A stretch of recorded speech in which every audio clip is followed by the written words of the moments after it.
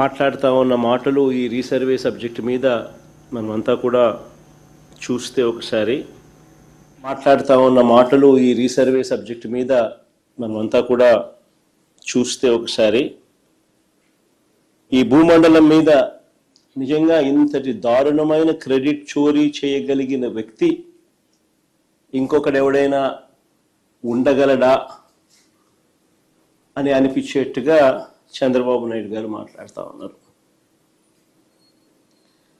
ఊసరి వెళ్ళి కూడా చంద్రబాబు నాయుడును చూసి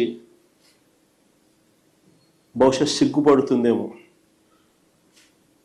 అంతటి దారుణమైన మోసాలు, అంతటి దారుణమైన అబద్ధాలు. నేను సూటిగా చంద్రబాబు నాయుడు గారిని అడుగుతా ఉన్నా, మీ ద్వారా ప్రజలందరి తరపున అడుగుతా ఉన్నా, అయ్యా 4 సార్లు సీఎం అని చెప్పి చెప్పుకునే ఈ పెద్ద మనిషి చంద్రబాబు నాయుడు,